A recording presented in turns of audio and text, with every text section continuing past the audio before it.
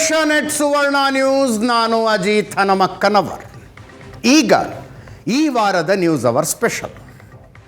ಇತ್ತೀಚೆಗೆ ಭಾರತದ ಭೇಟಿಗೆ ರಷ್ಯಾದ ಅಧ್ಯಕ್ಷ ವ್ಲಾಡಿಮಿರ್ ಪುಟಿನ್ ಬಂದಿದ್ದರು. ಅವರು ದೆಹಲಿಯಲ್ಲಿ ಇಳಿದ ನಂತರ ಅವರನ್ನು ಮನೆಗೆ ಕರೆದುಕೊಂಡು ಹೋದ ಪ್ರಧಾನಿ ನರೇಂದ್ರ ಮೋದಿ ಅವರು ಅವರಿಗೆ ರಷ್ಯನ್ ಭಾಷೆಗೆ ತರ್ಜುಮೆಗೊಂಡಿದ್ದ ಭಗವದ್ಗೀತೆಯನ್ನು ಉಡುಗೊರೆಯಾಗಿ ಕೊಟ್ಟರು. ಅದಾದ ನಂತರ ಮಾಜಿ ಮುಖ್ಯಮಂತ್ರಿ ಹಾಲಿ ಕೇಂದ್ರ ಸಚಿವ ಕುಮಾರಸ್ವಾಮಿ ಅವರು ಕೇಂದ್ರ ಸಚಿವ ಧರ್ಮೇಂದ್ರ ಪ್ರಧಾನರಿಗೆ ಒಂದು ಪತ್ರ ಬರೆದರು. ಇವತ್ತಿನ ಕಾಲದಲ್ಲಿ ಮಕ್ಕಳಿಗೆ ಪಠ್ಯದಲ್ಲಿ ಭಗವದ್ಗೀತೆ ಬೋಧಿಸುವ ಅವಶ್ಯಕತೆ ಇದೆ, ಅದನ್ನು ನೀವು ಮಾಡಬೇಕು ಅಂತ ಹೇಳಿದ್ರು. ಅದು ದೊಡ್ಡ ಚರ್ಚೆಗೆ ಕಾರಣ ಆಯಿತು. ಮುಖ್ಯಮಂತ್ರಿ ಸಿದ್ದರಾಮಯ್ಯನವರು ಕುಮಾರಸ್ವಾಮಿ ಮನುವಾದಿಯಾಗಿ ಬಿಟ್ಟಿದ್ದಾರೆ ಎಂದರು. ಇದು ಜಾತ್ಯತೀತ ದೇಶ, ಇಲ್ಲಿ ಧಾರ್ಮಿಕ ಪಠ್ಯಗಳು ಬರಬಾರದು ಅನ್ನುವ ವಾದಗಳು ಹುಟ್ಟಿಕೊಂಡವು. ಕುಮಾರಸ್ವಾಮಿ ಅವರು ಒಂದು ಉತ್ತರನೂ ಕೊಟ್ಟರು. ಸಮಾಜ ಎಲ್ಲಿಂದ ಎಲ್ಲಿಗೆ ಬಂದಿದೆ ಅನ್ನೋದನ್ನು ನೋಡ್ತಾ ಇದ್ದೀವಿ. ನಾನು ಚಿಕ್ಕವನಿದ್ದಾಗ ನೋಡ್ತಾ ಇದ್ದ ಸಮಾಜ ಈಗಿಲ್ಲ. ಕ್ಷುಲ್ಲಕ ಕಾರಣಕ್ಕೆ ಅಣ್ಣ ತಮ್ಮಂದರು ಕಗ್ಗೊಲೆಗಳನ್ನು ಮಾಡಿಕೊಳ್ತಾ ಇದ್ದಾರೆ. ಇಂಥ ಕಾಲದಲ್ಲಿ ಭಗವದ್ಗೀತೆಯ ಅವಶ್ಯಕತೆ ಇದೆ ಅಂದರು. ಇದು ರಾಜಕಾರಣಿಗಳ ಮಧ್ಯದಲ್ಲಿ ನಡೆದ ಚರ್ಚೆ. ಇದಕ್ಕೆ ಪ್ರತಿಕ್ರಿಯೆ ಕೊಟ್ಟವರು ಯಾರು? ಸಬ್ಜೆಕ್ಟ್ ಎಕ್ಸ್ಪರ್ಟ್ಗಳಲ್ಲ, ವಿಷಯದ ಆಳವಾದ ತಿಳುವಳಿಕೆ ಹೊಂದಿದವರಲ್ಲ. ನಿಮಗಾಗಿ ಈ ಒಂದು ಚರ್ಚೆಯನ್ನು ಮಾಡಬೇಕು ಅನ್ನುವ ನಿರ್ಧಾರ ಮಾಡಿದ್ವಿ. ಅತಿಥಿಯನ್ನು ಹುಡುಕಿದ್ದೀವಿ.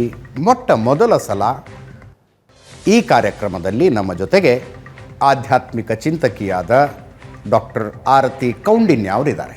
ಕಾರ್ಯಕ್ರಮಕ್ಕೆ ಸ್ವಾಗತ ಆರತಿ ಮೇಡಮ್. ಅವ್ರನ್ನ ಪ್ರಶ್ನಿಸೋದಕ್ಕೆ ಅನೇಕರು ಬಂದಿದ್ದೀರಿ. ನಿಮ್ಮೆಲ್ಲರಿಗೂ ಕಾರ್ಯಕ್ರಮಕ್ಕೆ ಸ್ವಾಗತ. ಒಂದು ಇಂಟ್ರೆಸ್ಟಿಂಗ್ ಚರ್ಚೆ ಆಗುತ್ತೆ ಅನ್ನುವ ನಿರೀಕ್ಷೆ ಇದೆ. ಡಾಕ್ಟರ್ ಆರತಿ ಮೇಡಮ್, ಕಾರ್ಯಕ್ರಮಕ್ಕೆ ಮತ್ತೊಮ್ಮೆ ಸ್ವಾಗತ ತಮಗೆ. ಧನ್ಯವಾದ. ನಮಸ್ಕಾರ. ಭಾರತ ಒಂದು ಜಾತ್ಯತೀತ ದೇಶ. ಈ ದೇಶದಲ್ಲಿ ಮಕ್ಕಳಿಗೆ ಪಠ್ಯದಲ್ಲಿ ಭಗವದ್ಗೀತೆಯಂಥ ಧಾರ್ಮಿಕ ಗ್ರಂಥವನ್ನು ಹೇಳುವುದು ಜಾತ್ಯತೀತ ಆಶಯಕ್ಕೆ ಧಕ್ಕೆ. ಆದ್ದರಿಂದ ಮಕ್ಕಳಿಗೆ ಭಗವದ್ಗೀತೆಯನ್ನು ಬೇಕಿದ್ರೆ ಪಾಲಕರ ಮನೇಲಿ ಹೇಳ್ಕೊಳ್ಳಿ, ಪಠ್ಯದಲ್ಲಿ ಬೇಡ. ಒಪ್ತೀರಾ ಈ ವಾದವನ್ನು? ಇಲ್ಲ, ಇದು ಸರಿ ಇಲ್ಲ ಈ ವಾದ. ಮೊದಲನೇದಾಗಿ ಜಾತಿ, ಕುಲ, ವರ್ಣ ಇದಕ್ಕೆ ಸಂಬಂಧಪಟ್ಟಿದ್ದಲ್ಲ ಭಗವದ್ಗೀತೆ. ಅದಕ್ಕೆ ನಮಗೆ ಧರ್ಮಶಾಸ್ತ್ರಗಳು ಅಂತ ಪ್ರತ್ಯೇಕ ಗ್ರಂಥಗಳಿವೆ, ಸ್ಮೃತಿಗಳು ಅಂತ ಹೇಳ್ತೀವಿ. ಅಲ್ಲಿ ವರ್ಣ ಪದ್ಧತಿ, ಆಶ್ರಮ ಪದ್ಧತಿ, ರಾಜಧರ್ಮ, ಪ್ರಜಾಧರ್ಮ, ಸ್ತ್ರೀ ಧರ್ಮ, ಪುರುಷ ಧರ್ಮ ಎಲ್ಲ ವಿಚಾರಗಳು, ಇನ್ಕ್ಲೂಡಿಂಗ್ ಟ್ಯಾಕ್ಸೇಷನ್ ಇರ್ಬೋದು, ಮತ್ತು ಯಾವ ಥರ ಪನಿಷ್ಮೆಂಟ್ಸ್ ಕೊಡಬೇಕು, ಅಲ್ಲಿ ವ್ಯವಹಾರ ಭಾಗ ಮತ್ತು ಇದು ಆಚಾರ ಭಾಗ, ಅದೆಲ್ಲ ಅಲ್ಲಿ ಬರುತ್ತೆ. ಅಲ್ಲಿ ಅದು ಆಚಾರ ಸಂಹಿತೆ. ಇನ್ನು ಉಪಾಸನೆಗೆ ಸಂಬಂಧಪಟ್ಟ ಹಾಗೆ ನಾನು ಏನು ಪೂಜೆ ಮಾಡಬೇಕು, ಶಿವನ ಪೂಜೆ ಮಾಡ್ತೀನಾ, ದೇವಿ ಪೂಜೆ ಮಾಡ್ತೀನಾ, ವಿಷ್ಣು ಪೂಜೆ ಮಾಡ್ತೀನಾ, ಇದಕ್ಕೆ ಸಂಬಂಧಪಟ್ಟಂತಹ ಆಗಮಗಳು, ತಂತ್ರಗಳು ಅವುಗಳೆಲ್ಲ ಇವೆ. ಅದೆಲ್ಲ ಉಪಾಸನಾ ಭಾಗ. ಭಗವದ್ಗೀತೆ ಬಂದು ಧಾರ್ಮಿಕ ಗ್ರಂಥಗಳು, ಅದೆಲ್ಲ ನಮ್ಮ ಆಚಾರಕ್ಕೆ, ಧರ್ಮಾಚಾರಕ್ಕೆ ಈಗ ಧರ್ಮ ಅನ್ನೋ ಪದದ ಬಗ್ಗೆ ಕ್ಲೇಶ ಇದೆ. ಅದನ್ನು ಫಸ್ಟ್ ನಾನು ಕ್ಲಿಯರ್ ಮಾಡ್ತೀನಿ. ಏಕೆಂದರೆ ಧರ್ಮ ಅಂದರೆ ಧಾರಣಾ ಧರ್ಮ ಇತ್ಯಾಹು ಧರ್ಮೋ ಧಾರಯತಿ ಪ್ರಜಾಹ ಅಂತ ಮಹಾಭಾರತದ್ದೇ ಒಂದು ಮಾತು. ಇವತ್ತೇನಾಗೋಗ್ಬಿಟ್ಟಿದೆ ಅಂದರೆ ಮತಗಳನ್ನೆಲ್ಲ ಧರ್ಮ ಅಂತ ಕರೆಯೋಕೆ ಶುರು ಮಾಡಿದ್ದೀವಿ. ಮೊದಲು ಅದನ್ನು ಸರಿಪಡಿಸ್ಕೋಬೇಕು ನಾವು. ಮತ ಅಂದರೆ ಒಂದು ಅಭಿಪ್ರಾಯ ಅಂತ, ಒಂದು ಸಿದ್ಧಾಂತ, ಒಂದು ಅಭಿಪ್ರಾಯ, ಒಂದಷ್ಟು ಜನ ಅದಕ್ಕೆ ನಡ್ಕೊಳ್ತಾರೆ. ಇಸ್ಲಾಂ ಮತ, ಕ್ರೈಸ್ತ ಮತ, ಜೈನ ಮತ, ಬೌದ್ಧ ಮತ, ಹಾಗೆ ನಮ್ಮಲ್ಲಿ ಶಾಕ್ತ ಮತ, ವೈಷ್ಣವ ಮತ ಇತ್ಯಾದಿ ಮತಗಳು. ಮತ ಅಂತಂದರೆ ಒಂದಷ್ಟು ಜನ ಫಾಲೋ ಮಾಡ್ತಾರೆ, ಒಂದಷ್ಟು ಜನ ಮಾಡೋದಿಲ್ಲ, ಅಷ್ಟೇ. ಆದರೆ ಧರ್ಮ ಅಂತಂದರೆ ಏನು? ಇಡೀ ಪ್ರಪಂಚವನ್ನು, ಇಡೀ ಸಮಾಜವನ್ನು, ಇಡೀ ವ್ಯವಸ್ಥೆಯನ್ನು ಒಂದು ಅಚ್ಚುಕಟ್ಟಾಗಿ ಭರಿಸುವ, ಎಲ್ಲರಿಗೂ ನ್ಯಾಯವನ್ನು ಒದಗಿಸುವ ಇಕೋಸಿಸ್ಟಮ್ ಅಂತ ಹೇಳ್ತೀವಲ್ಲ, ಅದನ್ನು ಧರ್ಮ ಅಂತ ಕರೀತಾರೆ. ಏನಾಗ್ಬಿಟ್ಟಿದೆ ಅಂದರೆ ಬ್ರಿಟಿಷ್ ಹಿಸ್ಟೋರಿಯನ್ಸು, ಸೋ ಕಾಲ್ಡ್ ಹಿಸ್ಟೋರಿಯನ್ಸು ತುಂಬ ಅರ್ಜೆಂಟಾಗಿ, ತುಂಬ ಅಪ್ರಾಮಾಣಿಕವಾಗಿ ಈ ಪದಗಳನ್ನೆಲ್ಲ ಟ್ರಾನ್ಸ್ಲೇಟ್ ಮಾಡಿಬಿಟ್ರು. ಸೊ ಧರ್ಮ ಇಸ್ ಈಕ್ವಲ್ ಟು ರಿಲಿಜನ್ ಅಂತ ಟ್ರಾನ್ಸ್ಲೇಟ್ ಮಾಡ್ತಿರ್ತೀವಿ. ಆ ಭಾಷೆಯಲ್ಲಿ ಸರಿಯಾದ ಪದಗಳು ಇರಬೇಕು. ಬಟ್ ನಾವೀಗ ಅವರು ಬಳಸಿದಂಥ ಅರ್ಥದಲ್ಲೇ ಧರ್ಮ ಅಂದರೆ ನಾವು ಈ ಮತಗಳಿಗೆ ಧರ್ಮ ಅನ್ನೋ ಪದವನ್ನು ಬಳಸ್ತಾ ಇದ್ದೀವಿ. ಅದಕ್ಕೆ ಇಷ್ಟೆಲ್ಲ ಕ್ಲೇಶಕ್ಕೆ ಕಾರಣ. ಈಗ ನಿಮ್ಮನ್ನು ಅಜಿತ್ ಅವರನ್ನು ಕರೆಯೋ ಬದಲು ಬೇರೆ ಹೆಸರನ್ನೇ ಕರಿತಾ ಬಂದರೆ ನೀವೇನೋ ಆಗಿರ್ತೀರಾ, ಇನ್ನೇನೋ ಕರಿತಿರ್ತೀವಿ, ಗೊಂದಲ ಕ್ರಿಯೇಟ್ ಆಗುತ್ತೆ. ಆ ಥರ ಆಗೋಗ್ಬಿಟ್ಟಿದೆ. ಸೊ ಧರ್ಮಪದ ಅಂತ, ಧರ್ಮ ಅಂತಂದರೆ ಮಾತೃಧರ್ಮ ಇದೆ, ಪಿತೃಧರ್ಮ ಇದೆ, ಶಿಕ್ಷಕ ಧರ್ಮ ಇದೆ. ಇಲ್ಲಿ ನಾನೇನು ಮಾಡ್ತಾ ಇದ್ದೀನಿ, ವಕ್ತೃ ಧರ್ಮ. ಇಲ್ಲಿ ಕೂಡಿಸಿದ್ದೀರಾ, ಮಾತಾಡ್ತಾ ಇದ್ದೀನಿ, ಕೊಟ್ಟ ವಿಷಯದ ಬಗ್ಗೆ ನಂಗೆ ಗೊತ್ತಿರೋದನ್ನ ನಾನು ಹೇಳ್ತೀನಿ. ಅಲ್ಲಿ ಕೂತಂಥವ್ರು ನಂಗಿಂತ ವಯಸ್ಸು, ಜ್ಞಾನ, ಅನುಭವದಲ್ಲಿ ದೊಡ್ಡವರು ಇರ್ತಾರೆ, ಆದರೆ ಅವ್ರದ್ದು ಶ್ರೋತೃ ಧರ್ಮ ಅಲ್ವಾ, ನಿಮ್ಮದು ನಿರ್ವಾಹಕ ಧರ್ಮ, ಕ್ಯಾಮ್ರಾ ಅವರು ಅವ್ರ ಧರ್ಮ ಮಾಡ್ತಿದ್ದಾರೆ. ಹಾಗಾಗಿ ಧರ್ಮಪದವನ್ನು ನಾವು ಮತ, ಪೂಜೆ, ಆಚಾರಕ್ಕೆ ಸೀಮಿತಗೊಳಿಸಬಾರ್ದು. ಅದೂ ಧರ್ಮವೇ, ಅದು ಒಂದು ಧರ್ಮ, ಪೂಜಾ ಧರ್ಮ, ಉಪಾಸನಾ ಧರ್ಮ. ಹಾಗಾಗಿ ಧರ್ಮ ಪದದ ಬಗ್ಗೆ ಮೊದಲು ನಮಗೆ ಸ್ಪಷ್ಟತೆ ಉಂಟಾಗಬೇಕಾಗಿದೆ. ನಮ್ಮ ಮೂಲ ಪದಗಳನ್ನೆಲ್ಲ ತಿರುಚಿಬಿಟ್ಟು ಅರ್ಥವನ್ನು ವ್ಯತ್ಯಾಸ ಮಾಡಿಬಿಟ್ಟು ಈಗ ಅದನ್ನು ನಾವು ಸಮರ್ಥಿಸೋಕ್ಕೆ ಹೋದರೆ ಜಸ್ಟಿಫೈ ಮಾಡೋಕ್ಕಾಗಲ್ಲ. ಅಷ್ಟು ಹೇಳಿಬಿಟ್ಟು ಈಗ ವಾಪಸ್ ವಿಷಯಕ್ಕೆ ಬರ್ತೀನಿ. ಭಗವದ್ಗೀತೆಯಲ್ಲಿ ಚರ್ಚಿಸುವಂಥದ್ದು ಮನುಷ್ಯ ಧರ್ಮವನ್ನು, ರಾಜಧರ್ಮವನ್ನು, ಕರ್ತವ್ಯ ಧರ್ಮವನ್ನು. ಸ್ವಧರ್ಮ ಅಂತ ಶ್ರೀಕೃಷ್ಣ ಬಳಸ್ತಾನೆ. ಸ್ವಧರ್ಮ ಅಂದರೆ ನನ್ನ ಕರ್ತವ್ಯ ಅಂತ. ಈಗ ಭಗವದ್ಗೀತೆ ಕಾಂಟೆಕ್ಸ್ಟ್ ನೋಡೋಣ. ಯಾವಾಗ ಬರುತ್ತೆ? ಮಹಾಭಾರತದಲ್ಲಿ ಬರುತ್ತೆ. ಕುರುಕ್ಷೇತ್ರ ಯುದ್ಧ ನಿಶ್ಚಯವಾಗಿದೆ. ಯುದ್ಧಕ್ಕೆ ಎಲ್ಲರೂ ಸನ್ನದ್ಧರಾಗಿ ಬಂದಿದ್ದಾರೆ. ಅರ್ಜುನ ತುಂಬ ಕಾನ್ಫಿಡೆನ್ಸಿಂದ ಹೇಳ್ತಾನೆ, ಕೈರ್ಮಯ ಸಹ ಯೋದ್ಧವ್ಯಂ ಅಸ್ಮಿನ್ ರಣಸಮುದ್ಯಮೆ. ಯಾರದು ನನ್ನ ಜೊತೆ ಯುದ್ಧ ಮಾಡೋಕ್ಕೆ ಬಂದಿದ್ದು, ನಾನು ನೋಡಬೇಕು ಕೃಷ್ಣ ಅಂತ ಹೇಳ್ತಾನೆ. ಸೇನೆಯೋರು ಉಭಯೋರ್ ಮಧ್ಯೆ ರಥಂ ಸ್ಥಾಪಯಮೇಚ್ಯುತ. ಎರಡು ಸೈನ್ಯಗಳ ಮಧ್ಯದಲ್ಲಿ ರಥವನ್ನು ಇಳುವಂತ, ಹತ್ತಿರದಿಂದ ನೋಡ್ತೀನಿ ಅಂತ. ಫಸ್ಟ್ ಅವ್ನು ಕಾಣಿಸೋದು ಯಾರು? ದ್ರೋಣ ಭೀಷ್ಮರು. ನೋಡಿದ ತಕ್ಷಣ ಅವನಿಗೆ ಒಳಗಡೆ ಗೊಂದಲ ಶುರು ಆಗತ್ತೆ. ಈಗೇನು ಅಂದರೆ ಅವನು ಒಬ್ಬ ಮಹಾಯೋಧ. ಆ ಯುದ್ಧದಲ್ಲಿ ಯಾರು ತಪ್ಪು ಮಾಡಿದಾರೋ, ಪಾಂಡವರಿಗೆ ವಿಪರೀತ ಕಷ್ಟ ಕೊಟ್ಟಿದ್ದಾರೋ, ಅನ್ಯಾಯಗಳ ಪರಂಪರೆ ಮಾಡಿದಾರೋ ಅವ್ರಿಗೆ ಶಿಕ್ಷೆ ಆಗಬೇಕಾಗಿತ್ತು. ಅದಕ್ಕೆ ಧರ್ಮಯುದ್ಧ ಅದು. ಅವ್ರಿಗೆ ಕೌರವರ ಕಡೆ ಯಾರಿದಾರೋ ಅವರೆಲ್ಲರೂ ಅಧರ್ಮ ಪಕ್ಷಿಗಳೇ, ಅವ್ರಿಗೆ ಶಿಕ್ಷೆ ಆಗಬೇಕು. ಅರ್ಜುನಂಗೂ ಗೊತ್ತು. ಆದರೆ ಅವ್ನ ಗೊಂದಲ ಏನು ಗೊತ್ತಾ? ಇನ್ಯಾರ್ದೋ ತಾತ, ಇನ್ಯಾರ್ದೋ ಗುರು, ಇನ್ಯಾರ್ದೋ ಕಸಿನ್ಸ್ ಆಗಿದ್ರೆ ಪಟಪಟ ಅವನ್ನ ಹೊಡೆದಾಕ್ಬಿಡ್ತಿದ್ದ.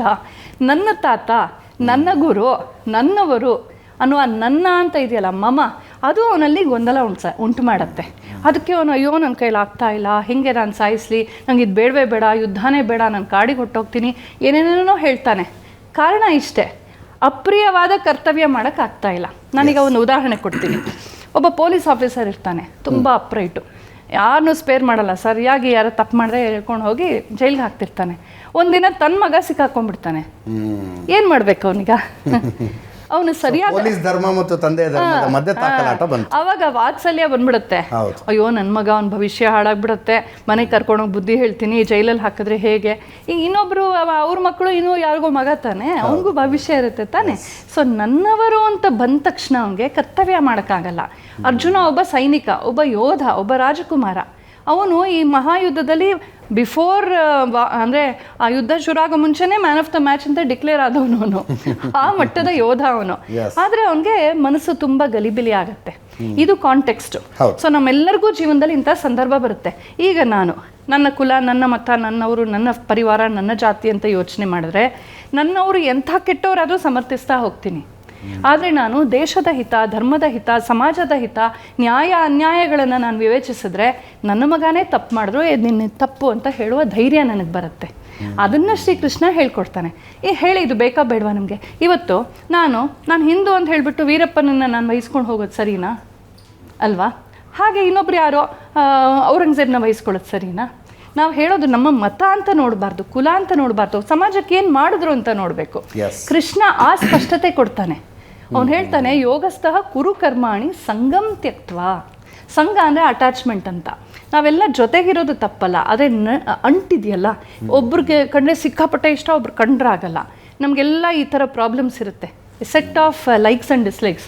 ಇನ್ನು ಇವನ್ನ ದೈನಂದಿನ ಜೀವನದಲ್ಲಿ ನಮ್ಮ ಬೆಸ್ಟ್ ಪರ್ಫಾರ್ಮೆನ್ಸ್ ಕೊಡೋದಕ್ಕೆ ಅಡ್ಡ ಬರುತ್ತೆ. ಆಫೀಸ್ನಲ್ಲಿ ಈ ಚೇರಲ್ಲಿ ನಾನು ಕೂತ್ಕೊಳ್ದಿದ್ರೆ ನಂಗೆ ತಲೆನೇ ಓಡಲ್ಲ, ನಾನು ಈ ಕಪ್ಪಲ್ಲಿ ಕಾಫಿ ಕುಡಿದಿದ್ರೆ ಆಗೋದಿಲ್ಲ, ಈ ದಿಂಬಿಲ್ದಿದ್ರೆ ನಿದ್ರೆ ಬರಲ್ಲ, ಅವ್ನು ನನ್ನ ಟೀಮಲ್ಲಿ ಇದ್ದಿದ್ರೆ ನನ್ನ ಕೆಲಸನೇ ಮಾಡೋಕ್ಕಾಗಲ್ಲ, ಇವು ನನ್ನ ಟೀಮಲ್ಲಿ ಇದ್ದರೆ ನನ್ನ ಕೆಲಸ ಮಾಡೋಕ್ಕಾಗಲ್ಲ. ಇದೆಲ್ಲ ನಮಗಿರೋ ಪ್ರಾಬ್ಲಮ್ಸು, ಇದೆಲ್ಲ ಹ್ಯೂಮನ್ ವೀಕ್ನೆಸ್ಸಸ್ಸು. ಇದನ್ನು ಶ್ರೀಕೃಷ್ಣ ಹೃದಯ ದೌರ್ಬಲ್ಯ ಅಂತ ಕರೀತಾನೆ. ಪ್ರಾರಂಭದಲ್ಲೇ ಕೃಷ್ಣನ ಮೊದಲ 2 ಶ್ಲೋಕಗಳೇ ಸಾಕು ನಮ್ಗೆ, ಅಷ್ಟು ಚೆನ್ನಾಗಿವೆ. ಕುತಸ್ತ್ವ ಕಶ್ಮಲಮಿದಂ ವಿಷಮೇ ಸಮುಪಸ್ಥಿತೆ ಅನಾರ್ಯಜುಷ್ಟಮಸ್ವರ್ಗ್ಯಂ ಅಕೀರ್ತಿಕರಮರ್ಜುನ ಕ್ಲೈಬ್ಯಂ ಮಾಸ್ಮಗಮಃ ಪಾರ್ಥಾನೇತತ್ವ ಉಪಪದ್ಯತೆ ಕ್ಷುದ್ರಂ ಹೃದಯ ದೌರ್ಬಲ್ಯಂ ತ್ಯಕ್ತ್ವ ಉತ್ತಿಷ್ಠ ಪರಂತಪ. ಈ ಥರ ನೀನು ಬಹಳ ಮುಖ್ಯವಾದ ಘಟ್ಟದಲ್ಲಿ ಜೀವನದಲ್ಲಿ ಇನ್ನೇನು ಯುದ್ಧ ಶುರು ಆಗಬೇಕು, ಅಥವಾ ಇನ್ನೇನು ಪರೀಕ್ಷೆ ಬರಿಬೇಕು, ಇನ್ನೇನು ನಿರ್ಣಯ ತೆಗೆದುಕೋಬೇಕು, ಇನ್ನೇನು ವೋಟ್ ಹಾಕಬೇಕು ಅನ್ನೋವಾಗ ನಾವು ಹೆಂಗೆ ಯೋಚನೆ ಮಾಡಬೇಕು? ಕ್ಷುದ್ರಂ ಹೃದಯ ದೌರ್ಬಲ್ಯಂ. ಆ ಆ ಇಮೋಷ್ನಲ್ ಗಾರ್ಬೇಜ್ ಅಥವಾ ಇಮೋಷ್ನಲ್ ವೀಕ್ನೆಸ್ ಏನಿದೆ ಅದನ್ನು ಪಕ್ಕಕ್ಕಿಟ್ಟು ಕ್ಲಿಯರಾಗಿ ಥಿಂಕ್ ಮಾಡು ಅಂತ ಹೇಳ್ತಾನೆ. ಹೆಂಗಾಗತ್ತೆ ಕೃಷ್ಣ ನನ್ನವರು ನೋಡಿ ನಂಗೆ ಆಗಲ್ಲ ಸನ್ನಿವೇಶದಲ್ಲಿ ಕೃಷ್ಣ ಹೇಳಿದ್ರು ಕೂಡ ಅದು ಎಲ್ಲ ಸನ್ನಿವೇಶಗಳಿಗೂ ಹೌದು ಖಂಡಿತ. ನೋಡಿ ಅವನು ಸನ್ಯಾಸಿಗೆ ಹೇಳಿಲ್ಲ, ನೀವು ಇದನ್ನ ಒಂದು ಯಾವುದೋ ಮತ ಪ್ರಚಾರ ಅಂತ ಅನ್ಕೊಳ್ಳೋ ಹಾಗೆ ಸನ್ಯಾಸಿಗೆ ಹೇಳಿಲ್ಲ, ಒಬ್ಬ ಅಲ್ಲ ಕೈ ಇದು ಧನುರ್ಬಾಣಗಳನ್ನ ಹಿಡ್ಕೊಂಡು ಯುದ್ಧಕ್ಕೆ ಹೊರಟಂತ ಸೈನಿಕನ್ ಹೇಳ್ತಾ ಇದ್ದಾನೆ. ಅಂದ್ರೆ ನಮಗ್ ಬೇಕದು, ಸನ್ಯಾಸಿಗಳನ್ನೆಲ್ಲ, ಗೃಹಸ್ಥರಿಗೆ ಬೇಕು, ಜೀವನದಲ್ಲಿ ಬೇಕು ನಮ್ಗೆ. ಈಗ ನಂಗೆ ಕೋಪ ಉಕ್ಕಿ ಬರ್ತಾ ಇರುತ್ತೆ, ಆ ಕೋಪದ ಆವೇಶದಲ್ಲಿ ಏನೋ ಅನ್ಬಿಡ್ತೀವಿ, ಏನೋ ಮಾಡ್ಬಿಡ್ತೀವಿ. ಯೋಗಸ್ಥ ಕುರು ಕರ್ಮಾಣಿ, ಬ್ಯಾಲೆನ್ಸ್ ಇಟ್ಕೋ. ನಿಂಗೆ ಆ ಬಂದಿದ್ದೆಲ್ಲ ಮನ್ಸಿಗೆ ಬಂದಿದ್ದನ್ನೆಲ್ಲ ಮಾಡಿಬಿಡ್ಬೇಡ, ಹೇಳ್ಬಿಡ್ಬೇಡ, ಯೋಗಸ್ಥನಾಗು, ನಿನ್ನೊಳಗೆ ನೀನು ಹೋಗು, ನಿನ್ನೊಳಗೆ ನೀನು ಶಾಂತಿಯನ್ನು ಸಂಪಾದಿಸಿ ಶುದ್ಧವಾದ ಮನಸ್ಸಿನಿಂದ ಜಗತ್ತನ್ನು, ಪರಿಸ್ಥಿತಿಯನ್ನು, ಜನರನ್ನು, ನಿನ್ನ ಮನಸ್ಸನ್ನು ನೀನು ನೋಡ್ಕೋ. ಆವಾಗ ನಿನಗೆ ಈ ಕ್ಷಣದಲ್ಲಿ ಯಾವುದು ಧರ್ಮ, ಯಾವುದು ನ್ಯಾಯ ಅಂತ ಗೊತ್ತಾಗತ್ತೆ ಅಂತ ಶ್ರೀಕೃಷ್ಣ ಹೇಳ್ತಾನೆ. ಇದು ಇವತ್ತು ಇದೇ ವೇದಾಂತದ ಅಭಿಪ್ರಾಯಗಳೇ ಧ್ಯಾನವಾಗಿರೋದು, ಅದೇ ಝೆನ್ ಆಗಿರೋದು, ಅದನ್ನೇ ವಿಪಸನ ಇತ್ಯಾದಿ. ನೀವು ಎಲ್ಲ ಮತ ಬೇರೆ ಅಂತ ಪಾಲಿಟಿಷಿಯನ್ಸ್ ನಮ್ಮನ್ನು ಬಿಡಿಸಿ ಕೂಡಿಸಿದ್ದಾರೆ. ಆದರೆ ವಾಸ್ತವದಲ್ಲಿ ಎಲ್ಲರಿಗೂ ಮೂಲ ಒಂದೇ. ನಾವೆಲ್ಲ ಇದೇ ಭಾರತದಲ್ಲಿ, ಇದೇ ಮಣ್ಣಿನಲ್ಲಿ ಇದೇ ಅಭಿಪ್ರಾಯವನ್ನು, ಇದೇ ಉನ್ನತವಾದಂಥ ಶಾಂತಿ ತತ್ವ. ಶಾಂತಿ ಅಂದರೆ ಏನೂ ಮಾಡದೇ ಇರೋದಲ್ಲ, ಯುದ್ಧ ಮಾಡದೇ ಇರೋದಲ್ಲ. ನಮ್ಮ ಎಲ್ಲ ದೇವತೆಗಳ ಕೈಯಲ್ಲೂ ಕೂಡ ಆಯುಧಗಳಿರುತ್ತೆ. ಯಾಕೆ? ವರ, ಇದು ಅಭಯ, ವರದ. ಅಭಯ, ನಾನು ರಕ್ಷಣೆ ಮಾಡ್ತೀನಿ ಅನ್ನೋ ಒಂದು ಭರವಸೆ. ವರದ, ನಿಂಗೆ ಏನು ಅರ್ಹನೋ ಅದು ಕೊಡ್ತೀನಿ ಅಂತ. ಆಯುಧ ಯಾಕೆ? ದುಷ್ಟ ಶಿಕ್ಷಣ, ಶಿಷ್ಟ ರಕ್ಷಣ. ಈಗ ಸೈನ್ಯನೇ ಬೇಡ ನಮಗೆ, ಪೊಲೀಸೇ ಬೇಡ ಅಂತ ಹೇಳಿದ್ರು ಇದ್ರು ಈ ದೇಶದಲ್ಲಿ. ಹೌದು, ಅವ್ರ ಪಾರ್ಟಿಯವರೇ ಭಗವದ್ಗೀತೆ ಬೇಡ ಅನ್ನೋರು. ಈಗ ಅಂದರೆ ನಮಗೆ ಜೀವನದಲ್ಲಿ ಮೊದಲು ಕ್ಲಿಯರ್ ಮೈಂಡ್, ಭಾಳ ನಿಶ್ಚಲಾಮತಿಹಿ ಅಂತ ಅದನ್ನು ಹೇಳ್ತಾರೆ ಶಾಸ್ತ್ರಗಳಲ್ಲಿ. ನಿಶ್ಚಲಾಮತಿಹಿ ಮೊದಲು ನಾನು ನನ್ನದು, ನನ್ನಿಷ್ಟ, ಐ ಡೋಂಟ್ ಕೇರ್, ನನ್ನಿಷ್ಟ, ನನ್ನ ಲಿಬರ್ಟಿ, ನನ್ಗೆ ಹಿಂಗೆ ಅನ್ಸುತ್ತೆ ಅಲ್ಲ. ನಾವೆಲ್ಲ ಕೂಡ ಒಟ್ಟಿಗೆ ಬದುಕಬೇಕು, ಇಷ್ಟವಿರಲಿ ಕಷ್ಟವಾಗಲಿ. ಹಾಗಾಗಿ ನಾವು ಒಟ್ಟಿಗೆ ಬದುಕೋ ಸೂತ್ರವನ್ನು ಹುಡುಕ್ಲೇಬೇಕು. ಅದಕ್ಕಾಗಿ ದುಷ್ಟ ಶಿಕ್ಷಣ ಆಗಲೇಬೇಕು. ಒಬ್ಬ ಕಂಟಿನ್ಯೂಸ್ ಆಗಿ ಟ್ರಾಫಿಕ್ ಸಿಗ್ನಲ್ನ ಬ್ರೇಕ್ ಮಾಡ್ತಾನೆ ಇದ್ದೆ, ಅವ್ನು ಹಿಡ್ಕೊಂಡು ಪನಿಷ್ಮೆಂಟ್ ಕೊಡಬೇಕಾ ಬೇಡವಾ? ಇನ್ಯಾರೋ ಸಾಯ್ತಾರ ಅವನಿಂದಾಗಿ. ಕಂಟಿನ್ಯೂಸ್ ಆಗಿ ಅಲ್ಲಿ ನುಸುಳ್ತಾನೆ ಇದ್ದರೆ ಆತಂಕವಾದಿಗಳು, ಸೈನಿಕರನ್ನ ಗುಂಡು ಹಾಯಿಸ್ಬೇಕಾ ಬೇಡವಾ? ಇಲ್ಲಿ ಕಂಟಿನ್ಯೂಸ್ ಆಗಿ ಕಳ್ತನ ಮಾಡ್ತಾ ಇದ್ರೆ ಪೊಲೀಸರವ್ನ ಹಿಡಿಬೇಕಾ ಬೇಡವಾ? ಕಂಟಿನ್ಯೂಸ್ ಆಗಿ ಹಿರಿಯರನ್ನ, ಆಚಾರಗಳನ್ನು, ಜನರನ್ನ ಬಾಯಿಗೆ ಬಂದಂಗೆ ಉಗಿತಾ ಇದ್ರೆ ಅವರನ್ನು ಕೌಂಟರ್ ಮಾಡಬೇಕೋ ಬೇಡವಾ? ಈಗ ನಮ್ಮ ದೇಹದಲ್ಲಿ ವೈರಸ್ ಇದೆ, ಬ್ಯಾಕ್ಟೀರಿಯಾ ಇದೆ ಅಂದರೆ ಅದನ್ನು ಸಾಯಿಸಿದ್ರೆ ತಾನೇ ನಮಗೆ ಆರೋಗ್ಯ ಬರೋದು. ಸೊ ದುಷ್ಟ ಎಲಿಮೆಂಟ್ಸ್ ಯಾರಿದ್ದಾರೆ, ಈಗ ಯುದ್ಧವನ್ನು ಮಾಡು ಅಂತ ಹೇಳಿದಾಗ ಸುಮ್ಮನೆ ಸಾಯಿಸು ಅಂತ ಹೇಳಿಲ್ಲ, ದುಷ್ಟರನ್ನು ನೀನು ನಿಗ್ರಹ ಮಾಡು ಅಂತ ಹೇಳಿದ್ದು. ಲಾಸ್ಟ್ ಮೂಮೆಂಟಲ್ಲೂ ಕೂಡ ಇನ್ನೇನು ಯುದ್ಧ ಶುರು ಆಗಬೇಕು ಅನ್ನೋವಾಗಲೂ ಕೂಡ ಯುಧಿಷ್ಠಿರ ಹೋಗಿ ಹೇಳ್ತಾನೆ, ಇದು ಧರ್ಮಕ್ಕಾಗಿ ಯುದ್ಧ. ಈಗಲೂ ಕೂಡ ನಾವು ನಿರ್ಣಯ ಮಾಡ್ಬೋದು. ರಾಮ ಕೂಡ ಅಷ್ಟೇ, ಈಗಲೂ ಸೀತೆಯನ್ನು ಕೊಟ್ಬಿಡು, ನಿಲ್ಲಿಸ್ಬಿಡ್ತೀವಿ ಯುದ್ಧ ಅಂತ. ಅಂದರೆ ಪರಿಹಾರ ಯುದ್ಧವಿಲ್ಲದೆ ಆಗೋ ಹಾಗಿದ್ರೆ ಆಗಲಿ, ಸಮಾಧಾನ ಭೇದ ಕೊನೆಯಲ್ಲಿ ದಂಡೋಪಾಯ. ಹಾಗಾಗಿ ಸನಾತನ ಧರ್ಮದಲ್ಲಿ ಯಾವತ್ತೂ ಕೂಡ ಫಸ್ಟ್ ಆಪ್ಷನ್ ಯುದ್ಧ ಅಲ್ಲವೇ ಅಲ್ಲ, ಆದರೆ ಯುದ್ಧಕ್ಕೆ ಸನ್ನದ್ಧವಾಗಿರಬೇಕು. ಏಕೆಂದರೆ ಯಾವ ಕ್ಷಣ ಏನಾಗುತ್ತೆ ಹೇಳೋಕ್ಕಾಗಲ್ಲ. ಒಂದು ಉದಾಹರಣೆ ಹೇಳ್ತೀನಿ. ವಾಲ್ಮೀಕಿ ರಾಮಾಯಣದಲ್ಲಿ ರಾಮ ಲಕ್ಷ್ಮಣರು ಹೊರೆ ಆಯುಧಗಳನ್ನು ತಲೆ ಮೇಲೆ ಇಟ್ಕೊಂಡು ಓಡಾಡ್ತಾ ಇರ್ತಾರೆ. ಯಾರ್ಯಾರೋ ಕೊಟ್ಟಿರ್ತಾರೆ ಋಷಿ ಮುನಿಗಳು ಬೇಕಾದಷ್ಟು ಅಸ್ತ್ರಶಸ್ತ್ರಗಳನ್ನು. ಸೀತೆ ಹೇಳ್ತಾಳೆ, ವನವಾಸದಲ್ಲಿ ಇದೀವಲ್ಲ ರಾಮ, ಇಷ್ಟೊಂದು ಯಾಕೆ ಹೊತ್ಕೊಂಡು ತಿರುಗಬೇಕು, ಒಂದು ಕಡೆ ಇಟ್ಬಿಟ್ಟು ಹೋಗೋಣ, ಆಮೇಲೆ ತೊಗೊಂಡು ಹೋಗೋಣ. ರಾಮ ಏನು ಹೇಳ್ತಾನೆ ಗೊತ್ತಾ? ನಾನು ರಾಜ್ಯ ಭ್ರಷ್ಟನಾಗಿರ್ಬೋದು, ಆದರೆ ಧರ್ಮ ಭ್ರಷ್ಟನಾಗಲಾರೆ. ನನ್ನ ಧರ್ಮ ಏನು? ನನ್ನ ಕ್ಷತ್ರಿಯ ಧರ್ಮ. ನನ್ನ ಕಣ್ಮುಂದೆ ಯಾರಿಗಾದ್ರೂ ತೊಂದರೆ ಆದರೆ ತಕ್ಷಣ ಹೋಗಿ ರಕ್ಷಣೆ ಮಾಡಬೇಕು. ಈ ಕಾಡಲ್ಲಿ ರಾಕ್ಷಸರಿರ್ತಾರೆ, ಕ್ರೂರ ಪ್ರಾಣಿಗಳಿರುತ್ತವೆ, ಯಾರಿಗೋ ನನ್ನ ಕಣ್ಮುಂದೆ ತೊಂದರೆ ಆಗ್ಬೋದು. ಆಗ ಅಯ್ಯೋ ನಾನೇನು ಮಾಡಲಿ, ನನಗೇನು ಮಾಡೋಕ್ಕಾಗಿಲ್ಲ ಅಂತ ಹೇಳೋ ಹಾಗಿಲ್ಲ. I should be equipped. ನಾನು ಸದಾ ಸನ್ನದ್ಧನಾಗಿರಲೇಬೇಕು. ನಾನು ಅಲ್ಲಿರಲಿ, ಇಲ್ಲಿರಲಿ. ರಾಜನಾಗುವುದು ಬಿಡೋದು ಆಪ್ಷನ್, ಕ್ಷತ್ರಿಯನಾಗುವುದು ಬಿಡೋದು ಆಪ್ಷನ್ ಅಲ್ಲ. ಹಾಗೆ ನಾವು ಬೌದ್ಧಿಕ ಕ್ಷತ್ರಿಯರಾಗಬೇಕು. ಕಣ್ಣು ಮುಂದೆ ಇವತ್ತು ನಾವು ಕಾಣ್ತಾ ಇದ್ದೀವಿ ಸಮಾಜದಲ್ಲಿ, ರಾಮನ್ ಬೈದ್ರು ಪರವಾಗಿಲ್ಲ, ಕೃಷ್ಣನ್ ಬೈದ್ರು ಪರವಾಗಿಲ್ಲ, ಪರಂಪರೆ, ಅಜ್ಜಿ ತಾತ, ನಮ್ಮ ವೇಷಭೂಷ, ಕುಂಕುಮ, ಆಚಾರ ವಿಚಾರ, ಭಗವದ್ಗೀತೆ ಏನು ಬೇಕಾದ್ರೂ ಯಾರು ನಿಂದಿಸಿದ್ರು ಆರಾಮಾಗಿ ಕುತ್ಕೊಂಡು ಕಾಫಿ ಕುಡ್ಕೊಂಡು ಹೀಗೆ ಹೇಳಬಾರ್ದಾಗಿತ್ತು ಅಂತ ಹೇಳ್ತೀವಿ. ಆದರೆ ನನ್ನ ಬಗ್ಗೆ ಯಾರೋ ಪಕ್ಕದ ಮನೆಯವ್ರಿಗೆ ಇನ್ಯಾರೋ ಹೇಳಿದ್ರು ಅಂದ ತಕ್ಷಣ ಬುಸ್ ಅಂತ ಹೊಟ್ಟೋಗ್ಬಿಡ್ತೀವಿ. ರಾಮಾಯಣದಿಂದ ಏನು ಕಲಿತೀವಿ, ಭಗವದ್ಗೀತೆಯಿಂದ ಏನು ಕಲಿತೀವಿ? ನನ್ನ ಬಗ್ಗೆ ಪರ್ಸ್ನಲ್ ಆಗಿ ಯಾರೋ ಏನೋ ಅಭಿಪ್ರಾಯಗಳು ಹೇಳಿದ್ರು ಅಂದರೆ ಕ್ಷಮಿಸ್ಬಿಡು. ಕೈಕೇನು ಕ್ಷಮಿಸ್ತಾ ರಾಮ, ಮಂಥರೇನು ಕ್ಷಮಿಸ್ತಾ ರಾಮ, ಶಿಶುಪಾಲನ 100 ಸಲ ಕ್ಷಮಿಸ್ದ ಕೃಷ್ಣ. ಹಾಗಾಗಿ ಭಗವದ್ಗೀತೆ ಏನು ಮಾಡ್ತಾ ಇದೆ ಅಂದರೆ ಅದನ್ನು ಯೋಗಶಾಸ್ತ್ರ ಅಂತ ಕರೀತಾರೆ. ಯುಜ್ಯತೇತಿ ಯೋಗ ಅಂತ. ಯೋಗ ಅಂದರೆ ಏನು? ಮೈ ಬಗ್ಸೋದು ಅದಲ್ಲ, ಅದಕ್ಕೆ ಆಸನ ಅಂತ ಹೆಸರು. ನಾವು ಅದನ್ನು ಯೋಗ ಅಂತ ಕರೆದ್ಬಿಟ್ಟಿದ್ದೀವಿ, ಆಸನನ ಯೋಗ ಅಂತ ಕರಿತಾ ಇದ್ದೀವಿ. ಯೋಗ ಅಂತಂದರೆ ನಮ್ಮೊಳಗೆ ನಾವು ಕನೆಕ್ಟ್ ಆಗೋದು. ಬೆಳಗ್ಗೆ ಎದ್ದ ತಕ್ಷಣ ಸುಮ್ಮನೆ ಕೂತ್ಕೋಬೇಕು, ದೀರ್ಘ ಉಸಿರಾಟ ಮಾಡಿ ನಮ್ಮ ಉಸಿರಾಟವನ್ನು ನಾವು ಗಮನಿಸಿದ ತಕ್ಷಣ ಅದು ರೆಗ್ಯುಲೇಟ್ ಆಗುತ್ತೆ. ನಮ್ಮ ಮನಸ್ಸನ್ನು ನಾವು ಗಮನಿಸಿದ ತಕ್ಷಣ ಮನಸ್ಸು ಶಾಂತವಾಗುತ್ತೆ. ನಮ್ಮ ಆಲೋಚನೆಯನ್ನು ನಾವು ಗಮನಿಸಿದ ತಕ್ಷಣ ಅದು ಒಂಥರ ದಿಕ್ಕನ್ನು ಪಡೆಯುತ್ತೆ. ನಮ್ಮ ದೇಹವನ್ನು ಗಮನಿಸಿದ ತಕ್ಷಣ ದೇಹ ಒಂಥರ ಹಾಯಿ ಆಗುತ್ತೆ.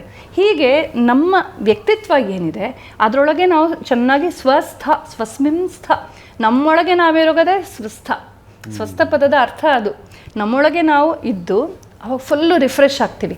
ಆಮೇಲೆ ಆಚೆ ಬಂದು ಕೆಲಸ ಮಾಡುವಂಥ ಆ ಯೋಗದ ಸಾಧನೆ ಅಂದರೆ ಇದು ಇಲ್ಲದೆ ಹೋದರೆ ಅರ್ಜುನಂಗೆ ಆದ ಹಾಗೆ ಆಗತ್ತೆ, ನಮಗೆ ಗೊಂದಲ ಆಗತ್ತೆ. ನಾನು ನನ್ನವರು ಬೇಕು ಬೇಡ ಇದನ್ನು ಬಿಟ್ಟು ನಾವು ಯಾವುದು ಇಡೀ ಸಮಷ್ಟಿ ಹಿತ ಅಂತ ಅದನ್ನು ಬಳಸ್ತಾರೆ ಪದ. ಸಮಷ್ಟಿಗೆ ಒಳ್ಳೇದಾಗಬೇಕು. ವ್ಯಷ್ಟಿ ಅಂದರೆ ನನಗೆ. ಆದರೆ ಇವಾಗ ನಾನು ಬಾಳೆಹಣ್ಣು ತಿನ್ನಬೇಕು ಅಂದರೆ ನಂಗೆ ಇಷ್ಟ, ಸರಿ, ವ್ಯಷ್ಟಿ ಧರ್ಮ. ನಾನು ದುಡ್ಡು ಕೊಟ್ಟು ತೊಗೊಳ್ತೀನಿ, ತಿಂತೀನಿ. ಆ ಸಿಪ್ಪೆನ ಎಲ್ಲಿ ಎಸಿತೀನಿ? ಅದು ಸಮಷ್ಟಿ ಧರ್ಮ. ನಾನು ಎಲ್ಲಿ ಬೇಕಾದ್ರೂ ಎಸಿತೀನಿ. ನಾನು ದುಡ್ಡು ಕೊಟ್ಟು ತೊಗೊಂಡಿದ್ದು ಬಾಳೆಹಣ್ಣು ಅಂತ ಹೇಳೋ ಹಾಗಿಲ್ಲ. ನಾನು ಎಲ್ಲಿ ಬೇಕಾದ್ರೂ ಅಡ್ಡ ಕೂತ್ಕೊಂಡು ಇಲ್ಲೇ ಪೂಜೆ ಮಾಡ್ತೀನಿ, ಇಲ್ಲೇ ಬೀದಿನಲ್ಲೇ ಇದೆಲ್ಲಿ ಮಾಡೋ ಹಾಗಿರೋಕ್ಕೆ ಇನ್ನೊಬ್ರಿಗೆ ತೊಂದರೆ ಆಗುತ್ತೆ. ಸೊ ಸಮಷ್ಟಿ ಹಿತವನ್ನು ಮೊದಲು ಇಟ್ಕೋಬೇಕು. ಸಮಷ್ಟಿ ಹಿತದ ಮುಂದೆ ವ್ಯಷ್ಟಿ ಯಾವಾಗಲೂ ತಗ್ಗಬೇಕು ಅಂತಲೇ ಎಲ್ಲ ಧರ್ಮಶಾಸ್ತ್ರಗಳು ಹೇಳುತ್ತೆ, ಮಹಾಭಾರತನೂ ಹೇಳುತ್ತೆ. ಅದಕ್ಕೆ ಕೃಷ್ಣ ಹೇಳ್ತಾನೆ, ನಿನಗನ್ಸಿದ್ದಲ್ಲ ಮುಖ್ಯ ಅರ್ಜುನ, ನಿನಗೆ ನಿನ್ನ ತಾತ ನಿನ್ನ ಗುರುವನ್ನು ಸಾಯಿಸೋದು ಕಷ್ಟ ಅನ್ನೋದು ಮುಖ್ಯ ಅಲ್ಲ. ನಿನ್ನ ತಾತ ನಿನ್ನ ಗುರು ಅನ್ನೋರು ದೇ ಆರ್ ಅಫೆಂಡರ್ಸ್. ಅವರು ತಪ್ಪಿತಸ್ಥರು. ಹಾಗಾಗಿ ಯಾರ ತಾತ ಆಗಲಿ ಯಾರ ಗುರು ಆಗಲಿ ತಪ್ಪು ಮಾಡಿದವ್ರಿಗೆ ಶಿಕ್ಷೆ ಆಗಬೇಕು. ನೀನು ತಪ್ಪು ಮಾಡಿದವ್ರಿಗೆ ಶಿಕ್ಷೆ ಕೊಡುವ ಸ್ಥಾನದಲ್ಲಿದೆಯಾ. ನೀನು ಮಾಡಲ್ಲ ಅಂದರೆ ಇನ್ನೊಬ್ಬರ ಕೈಯಲ್ಲಿ ಮಾಡಿಸ್ತೀನಿ ನಾನು. ನಿಮಿತ್ತ ಮಾತ್ರ ಭವ ಸವ್ಯಸಾಚಿನ್, ನಿನ್ನ ಕರ್ತವ್ಯವನ್ನು ಬಿಡಬೇಡ ಅಂತ ಸ್ಪಷ್ಟತೆ ಕೊಡ್ತಾನೆ. ಅಲ್ಲಿಂದ ಶುರು ಆಗುತ್ತೆ ಭಗವದ್ಗೀತೆ. ಆಗ ಅರ್ಜುನ ಹೇಳ್ತಾರೆ, ಅಯ್ಯೋ ನೀನು ಹೇಳೋದು ಸುಲಭ, ತುಂಬ ಇನ್ನೊಂದು ಪ್ರಶ್ನೆ ಮನಸ್ಸಿನಲ್ಲಿ ಪ್ರಿಪೇರ್ ಆಗಿತ್ತು, ಬಟ್ ಇರ್ರೆಲೆವೆಂಟ್ ಅನ್ನಿಸ್ತಾ ಇದೆ. ಇನ್ನೊಂದು ಪ್ರಶ್ನೆ ಮನಸ್ಸಿನಲ್ಲಿ ರೆಡಿ ಆಗಿತ್ತು ನನಗೆ. ಜಾತ್ಯತೀತ ದೇಶದ ಬಗ್ಗೆ ಮಾತಾಡ್ತಿದ್ವಿ. ಶಾಲೆ ಅಂದಮೇಲೆ ಎಲ್ಲ ಜಾತಿ ಧರ್ಮ ನಂಬಿಕೆಗಳ ಮಕ್ಕಳು ಓದೋದಕ್ಕೆ ಬಂದಿರ್ತಾರೆ. ಭಗವದ್ಗೀತೆ ಬೇಕಿದ್ರೆ ಹಿಂದೂಗಳು ಓದ್ಕೊಳ್ಳಿ, ಯಾಕೆ ಮುಸ್ಲಿಂ ಮಕ್ಕಳು ಓದಬೇಕು, ಕ್ರಿಶ್ಚಿಯನ್ ಮಕ್ಕಳು ಓದಬೇಕು ಅನ್ನೋ ಪ್ರಶ್ನೆ ಬಂದಿತ್ತು ನನಗೆ. ನೋಡಿ, ಅದೇ ಈಗ ನಾನು ಯಾವುದೋ ಒಂದು ಶೈವಾಗಮ ಪುಸ್ತಕವನ್ನು ಮಕ್ಕಳಿಗೆ ಹೇಳ್ಕೊಡಿ ಅಂದರೆ ಶೈವದ ಯಾಕೆ ನಾವು ಮಾಡಬೇಕು ಅಂತ ವೈಷ್ಣವರು ಹೇಳ್ತಾರೆ, ಅಥವಾ ಮುಸ್ಲಿಮ್ಸ್ ಹೇಳ್ತಾರೆ, ಕ್ರಿಶ್ಚಿಯನ್ಸ್ ಹೇಳ್ತಾರೆ, ಜೈನರು ಹೇಳ್ತಾರೆ. ಅದು ಸರಿ. ಅಥವಾ ನಾನು ಹೇಗೆ ಪೂಜೆ ಮಾಡಬೇಕು ಅಥವಾ ಇಂಥದ್ದು ಬೇಡ. But Bhagavad Gita universal. ಅದು ಐನ್ಸ್ಟೀನ್ ಅಂಥವ್ರು ಯಾರ್ಯಾರೋ ಫಾರಿನರ್ಸ್ ಎಲ್ಲ ಓದ್ತಾ ಇದ್ರು. ಅಂದರೆ ಇವತ್ತು ಪಾಕಿಸ್ತಾನಲ್ಲೂ ಕೂಡ ಸಂಸ್ಕೃತವನ್ನು ಇಂಟ್ರೊಡ್ಯೂಸ್ ಮಾಡ್ತಾರೆ. ಯಾವುದು ಯೂನಿವರ್ಸಲ್ ಐಡಿಯಾಸ್ ಇರುವಂಥದ್ದು. ಈಗ ಅರ್ಜುನನ್ಗಾದ ಗೊಂದಲ ನಮಗೆಲ್ಲ ಆಗಲ್ವಾ, ಕ್ರಿಶ್ಚಿಯನ್ಸ್ಗೆ ಆಗಲ್ವಾ, ಮುಸ್ಲಿಮ್ಸ್ ಆಗಲ್ವಾ? ಮನಸ್ಸನ್ನು ನಿಗ್ರಹಿಸೋದನ್ನ ಶ್ರೀಕೃಷ್ಣ ಹೇಳ್ತಾನೆ. ಎಷ್ಟು ಚೆನ್ನಾಗಿ ಹೇಳ್ತಾನೆ. ಮನಸ್ಸು ಹೆಂಗೆ ಡಿಸೆಂಟ್ ಇದೆಯಲ್ಲ, ಅಂದರೆ ನಾವು ಅವನತಿ ಹೆಂಗಾಗತ್ತೆ ಅಂತ 2 ಶ್ಲೋಕ ಹೇಳ್ತಾನೆ ಶ್ರೀಕೃಷ್ಣ.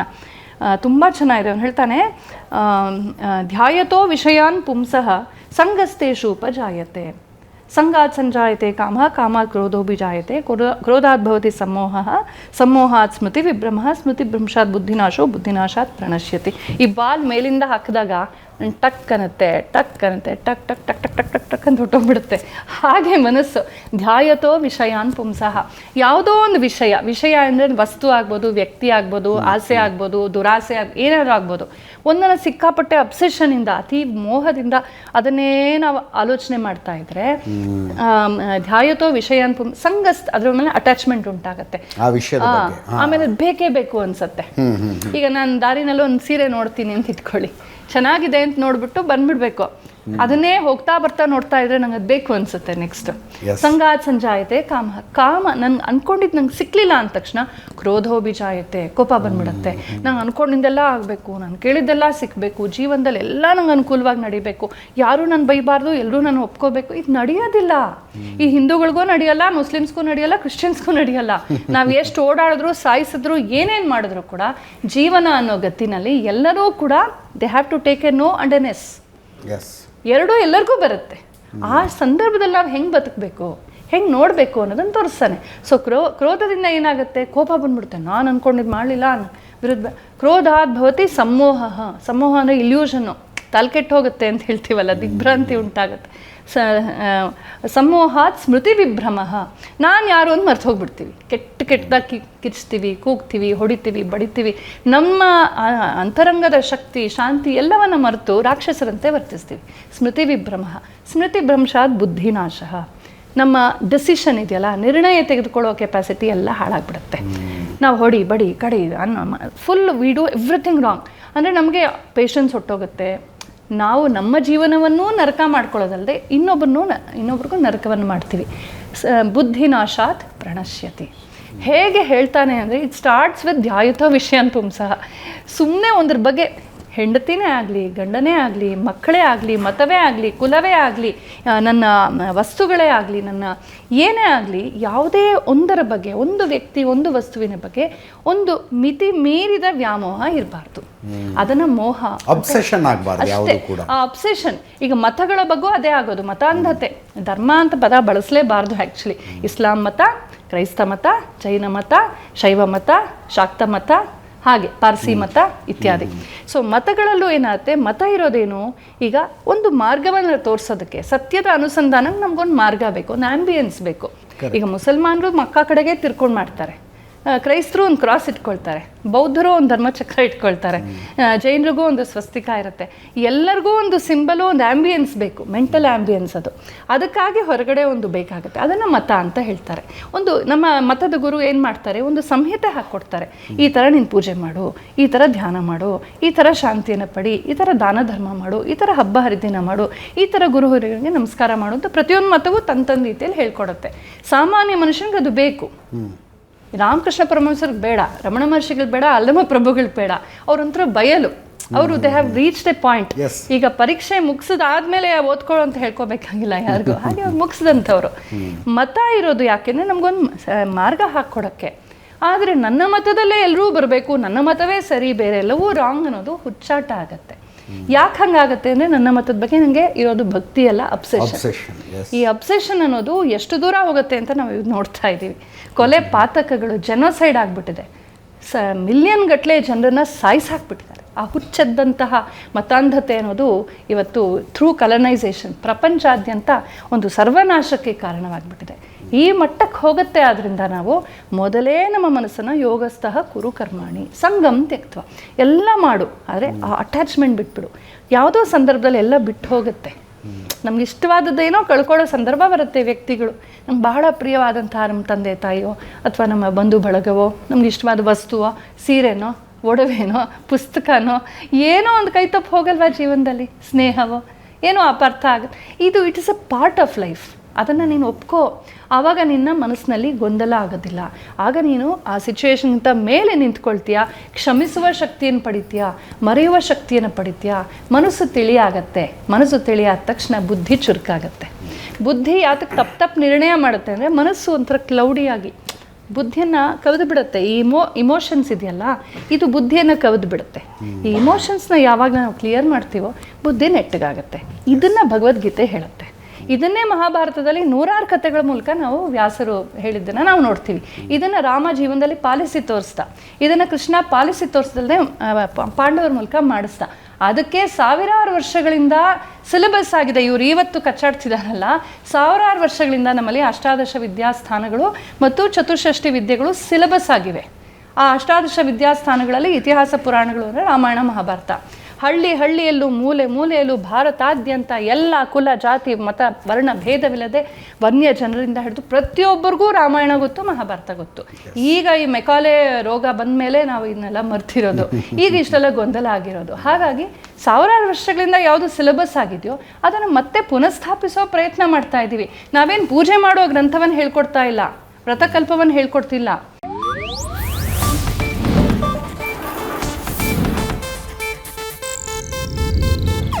ಇದು ಏಷ್ಯಾನೆಟ್ ನ್ಯೂಸ್ ನೆಟ್ವರ್ಕ್ ಪ್ರಸ್ತುತಿ.